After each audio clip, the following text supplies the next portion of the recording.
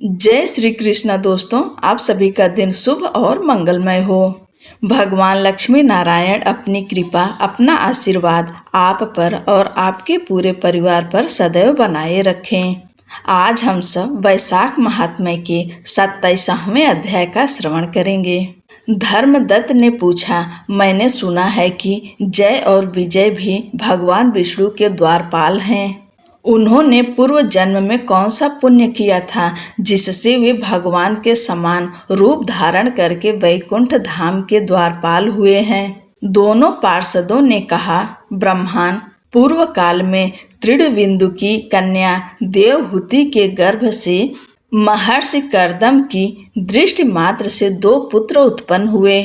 उनमें से बड़े का नाम जय था और छोटे का विजय।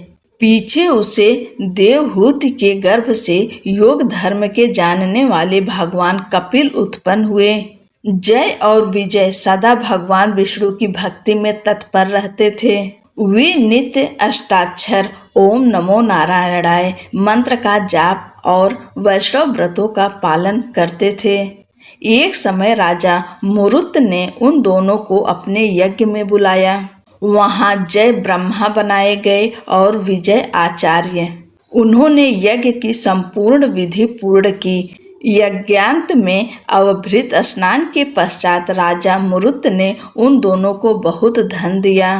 धन लेकर दोनों भाई अपने आश्रम पर गए। वहां उस धन का विभाग करते समय दोनों में परस्पर लाग डांट पैदा हो गई। जय ने कहा, इस धन को बराबर बराबर बांट लिया जाए।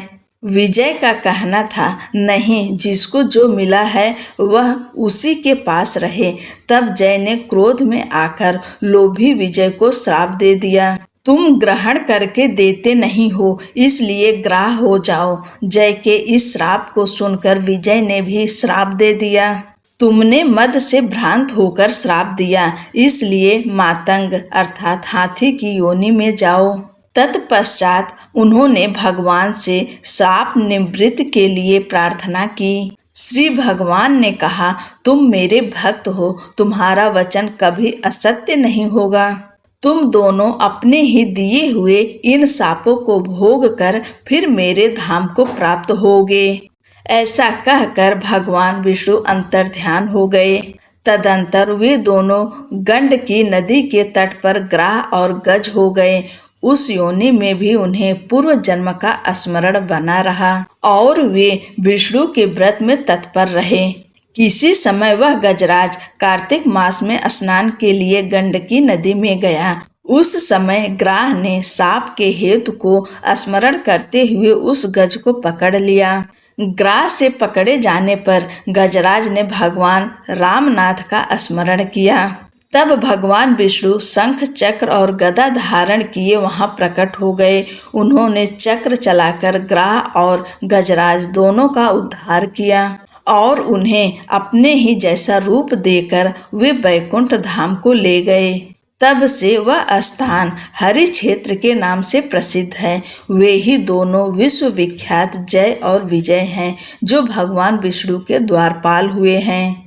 धर्मदत्त, तुम भी मात्सर्य और दंभ का त्याग करके सदा भगवान विष्णु के व्रत में स्थिर रहो। समदर्शी बनो।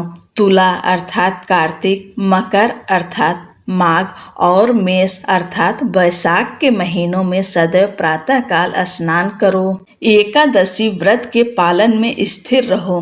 तुलसी के बगीचे की रक्षा करते रहो। ऐसा करने से तुम भी शरीर का अंत होने पर भगवान विष्णु के परम पद को प्राप्त होगे।